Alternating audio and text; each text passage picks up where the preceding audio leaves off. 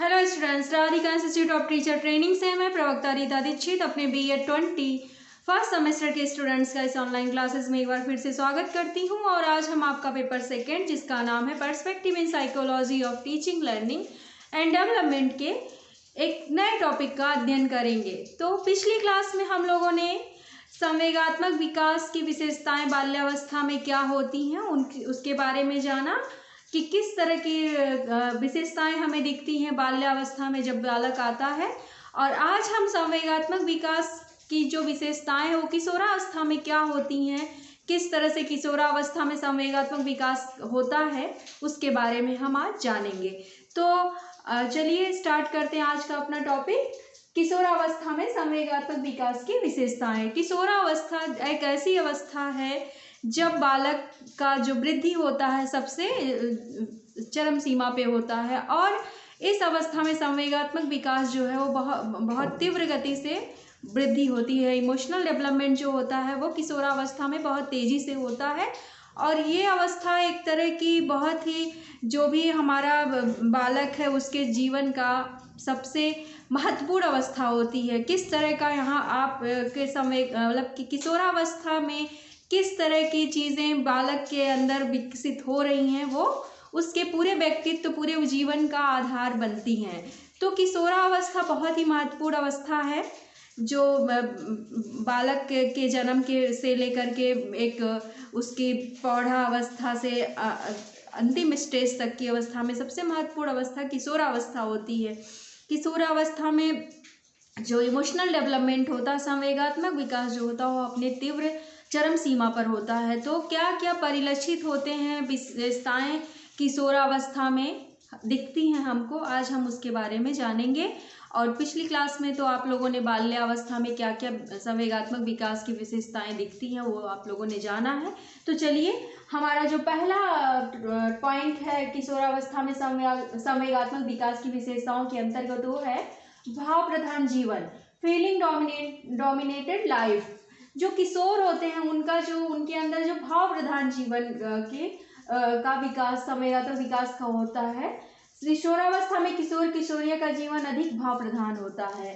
किशोर किशोरियों में दया, प्रेम, क्रोध, सहानुभूति, सहयोग आदि प्रवृत्तियां अधिक प्रबल होती। भाव प्रधान मतलब उनके अंदर जो फीलिंग्स होती है वो बहुत ज़्यादा डोमिनेंट होती है किशोरावस्था में। वो चाहे किस तरह की फीलिंग हो, दया के हो या प्रेम हो, क्रोध हो, सहानुभूति हो, सहयोग हो, ये सारी जो भी प्रवृत्तियां हैं, जो भी टेंडेंसी है, वो अधिक प्रबल होती हैं। यानी कि किशोरावस्था में सारे जो भी संवेग, जो भी मतलब आपका इमोशन है, वो बहुत ही क्या होता है, बहुत ज़्यादा होता है उनके अंदर। तो उनको जिस दिशा में हम मोड़ेंगे तो वो उस तरह से उनका विकास होगा। उनके अंदर क्रोध भी बहुत ज़्यादा होता है, सहानुभूति होती है, दया होता है, प्रेम होता है, सारी चीज़ें, सारे इमोशंस होते हैं। अब उनके अंदर किस तरह का इमोशन हम डेवलप करेंगे, उस तरह से उनका आगे का डेवलपमेंट होगा। तो पहला पॉइंट था भाव प्रधान जीवन होता है किशोरावस्था में। दूसरा है विरोधी मनोदशाएं, अपोजिट मूड्स। किशोरावस्था में किशोर में विरोधी मनोदशाएं दिखाई देती हैं। लगभग सामान्य परिस्थितियों में कभी वे अत्यंत प्रसन्न तो कभी अत्यंत दुखी दिखाई देते हैं। यानी कि उनका जो उनके अंदर विरोधी दशाएं दिखती हैं। जो विशेषता विरोधी मनोदशाएं हैं वो हमेशा, मतलब उनका जो भी व्यवहार हमेशा चेंज दिखेगा। कभी वो एक जनरल इस परिस्थिति रहेगी, सिचुएशन रहेगी, लेकिन वो कभी बहुत ज़्यादा प्रसन्न दिखेंगे तो कभी बहुत ज़्यादा दुखी हो जाते हैं। तो उनके अंदर बहुत जल्दी चेंजेस आते रहते हैं। ये परिस्थितियों के, एक ही जैसी परिस्थितियों में वो कई तरह के नज़र हमें आते हैं किशोर।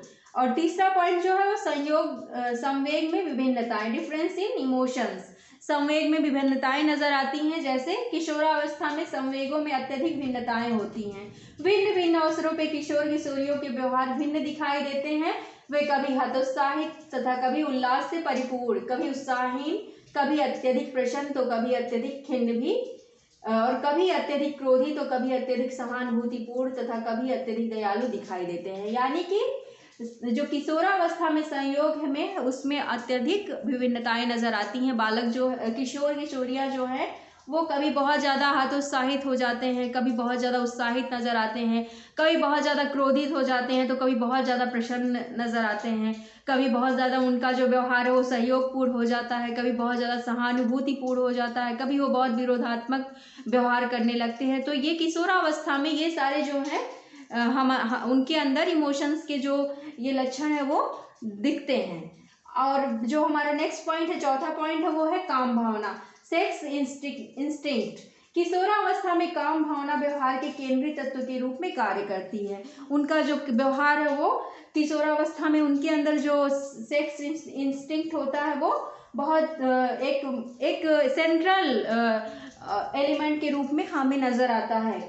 काम भावना की तीव्रता के कारण किशोर किशोरियों में प्रेम संवेग बढ़ जाते हैं। उनके अंदर जो ये सेक्स इंस्टिंक्ट की तीव्रता होती है उसके वजह से उनके अंदर जो लव इमोशंस हैं वो बढ़ जाते हैं।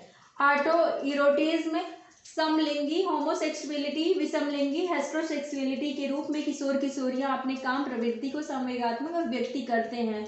वे कभी कभी स्वयं समलिंगी लोगों के प्रति आकर्षक हो जाते हैं, कभी वो अपने से ही बहुत ज़्यादा प्रेम करने लगते हैं, कभी वो हेटेरोसेक्सुअलिटी के रूप में किशोर किशोरियों में अपने काम प्रवृत्ति की संवेगात्मक अभिव्यक्ति करते हैं। मतलब वो कभी कभी अपोजिट सेक्स के प्रति वो बहुत ज़्यादा आकर्षित हो जाते हैं। तो ये सारी जो भी उनके अंदर सेक्स इंस्टिंक्ट जो होती है वो बहुत ज़्यादा केंद्रीय तत्व के रूप में कार्य करती है, एक सेंट्रल एलिमेंट के रूप में कार्य करती है किशोरावस्था में। और वीर पूजा, पांचवा जो पॉइंट है वो है वीर पूजा, हीरो वर्शिप।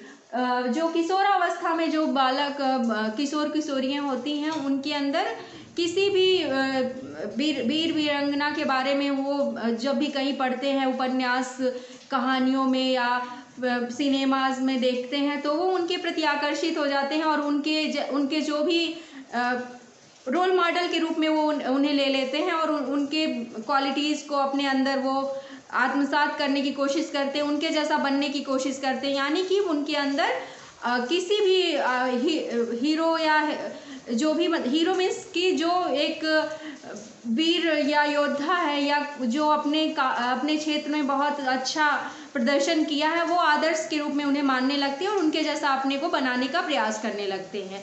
तो उनके अंदर जो किशोरावस्था उसमें हीरो वर्शिप की भावना आ जाती है। और 6 पॉइंट जो है स्वाभिमान की भावना, फीलिंग ऑफ सेल्फ रिस्पेक्ट। किशोरावस्था में स्वाभिमान की भावना प्रबल होती है। किशोर किशोरियां अपने आत्म स्वाभिमान तथा सम्मान पर किसी का आघात सहन करना नहीं चाहते हैं। ऐसा होने पर वे पलायन कर जाते हैं अथवा आत्महत्या की बात सोचने लगते हैं। किशोरावस्था में स्वाभिमान की भावना प्रबल होती है, यानी कि उनके अंदर सेल्फ रिस्पेक्ट की जो भावना होती है वो बहुत ज़्यादा होती है। वो किसी भी प्रकार से अपने स्वाभिमान पे किसी भी प्रकार से ठेस नहीं पहुंचा, कोई उन्हें ना पहुंचाई वो चाहते हैं। वो उनके अंदर मतलब सेल्फ रिस्पेक्ट बहुत ज़्यादा होता है। उनको लगता है कि मुझे कभी कोई ठेस ना पहुंचाए, और अगर ऐसा कभी हो जाता है तो वे अपने को बहुत ज़्यादा निराशा, बहुत ज़्यादा फ्रस्ट्रेशन के शिकार हो जाते हैं। और कभी कभी ऐसा होता है कि वो लोग आत्महत्या करना भी कर लेते हैं, आत्महत्या भी जैसा कदम भी उठा लेते हैं। तो आघात सहन नहीं कर पाते हैं और वे पलायन कर जाते हैं अथवा आत्महत्या की बात से सोचने लगते हैं। और 7 पॉइंट जो है वो अपराध प्रवृत्ति, डेलिक्वेंसी। किशोर को ना तो बालक समझा जाता और ना ही पौर, जिसके कारण उसे समायोजन करने में कठिनाइयों का सामना करना पड़ता है। वातावरण से अनुकूलन करने में असफलता मिलने पर उसमें निराशा की भावना उत्पन्न होने लगती है, जो उसे अपराध प्रवृत्ति की ओर ले जाता है। यानी कि जो किशोर हैं, जब उनका किशोरावस्था में प्रवेश करते हैं तो उनके अंदर इतने ज़्यादा ऑलरेडी इमोशनल क्या कहते हैं कि संवेगात्मक परिवर्तन इतना ज़्यादा होता है उनके अंदर, बहुत सारे हार्मोनल डिसबैलेंस चलते हैं। मतलब किशोरावस्था जो होती है सबसे बड़ी ग्रोइंग पीरियड होता है, तो उनके अंदर बहुत सारे शारीरिक, मानसिक बहुत सारे परिवर्तन होते हैं और यहाँ तक कि सामाजिक परिवर्तन भी होते हैं, क्योंकि वो उनको ना ही बालक समझा जाता है ना ही किशोर समझा जाता है, वो बीच की अवस्था में होते हैं। और उस समय उनको अनुकूलन, जो परिस्थितियाँ उसके साथ अनुकूलन बनाने में बहुत समस्या आती है, और उसके वजह से जिसके कारण उसे समायोजन करने में कठिनाई का सामना करना पड़ता है। वातावरण से अनुकूलन करने में, जो भी परिस्थितियाँ उसके साथ अनुकूलन करने में अगर वो असफल होते हैं तो उनके अंदर क्या आती है, निराशा की भावना उत्पन्न होती है, जिसकी वजह से वो अपराध की प्रवृत्ति उनके अंदर डेवलप होती है। यानी कि जो सिचुएशंस है उसके साथ वो परिस्थितियों के साथ बहुत कोशिश करते हैं समायोजन की और करते हैं। कभी कभी उनके साथ ऐसी परिस्थितियां भी होती हैं कि बालक को, कभी कभी किशोर जो होते हैं उनको गलत भी समझा जाता है, कभी कभी वो बेहतर करना चाहते हैं पर वो नहीं कर पाते हैं, उनकी कुछ ऐसी परेशानियां होती हैं तो उसकी वजह से वो गलत रास्ते पे चले जाते हैं। जब उन्हें लगता है कि मैं गलत नहीं हूँ फिर भी मुझे गलत समझा जा रहा है तो उनके अंदर हताशा, फ्रस्ट्रेशन आता है, जो कि उनको आपराधिक प्रवृत्ति की तरफ बढ़ाता है। तो किशोरावस्था जो एक ऐसी अवस्था है जहाँ पे बहुत बहुत ध्यान देने की आवश्यकता होती है, क्योंकि बालक का जो मन होता है उस समय बहुत ज़्यादा उच्छृंखल होता है। तो ये हमारा जो लास्ट पॉइंट है, चिंतायुक्त व्यवहार, एनेक्सियस बिहेवियर। चिंतायुक्त व्यवहार भी आप जानते हैं कि जो बालक होता है वो उस समय बहुत ज़्यादा चिंतित भी रहते हैं। किशोरावस्था जो होती है बहुत ज़्यादा चिंता करते हैं, वो बहुत सारी चीज़ों के बारे में सोचते हैं, तो इस तरह का वो व्यवहार करते हैं। स्वतंत्रता की भावना उनके अंदर, जो किशोरावस्था होती है, किशोर जो होते हैं वो बहुत ज़्यादा किसी बर्डन में नहीं रहना चाहते, किसी प्रकार का दबाव नहीं चाहते हैं, कोई उनको रोक टोक ना हो, वो स्वतंत्र जीवन जीना चाहते हैं। तो किशोरावस्था में स्वतंत्रता की भावना जो होती है वो प्रबल होती है। ये सारी विशेषताएं हमें किशोरावस्था में संवेगात्मक विकास की दिखती हैं। जो भी इमोशनल डेवलपमेंट होते हैं किशोरावस्था में, उनके अंतर्गत ये सारी विशेषताएं हमने आज डिस्कस किया और हमें लगता है कि आपको बेहतर समझ में आया होगा। फिर भी अगर कोई भी प्रॉब्लम है तो प्लीज़ आप हमें बताएं और आप कमेंट बॉक्स में जाकर आप मुझे अपनी समस्याओं को बता सकते हैं और मेरी भी जो भी कमियां हैं उसे आप बता सकते हैं।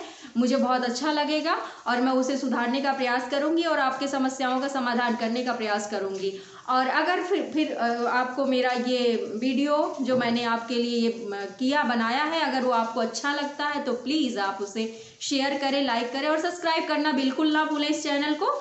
और आप बेल आइकन को ज़रूर प्रेस कर दें, जिससे कि आपको जो भी हमारी अपडेट्स हैं वो एज ए नोटिफिकेशंस मिलती रहें। तो फिर मिलेंगे एक अगले वीडियो में एक नए टॉपिक के साथ। तब तक के लिए धन्यवाद। आप अच्छे से रहिए और अच्छे से पढ़ाई करिए और बेहतर करने का प्रयास करिए। धन्यवाद।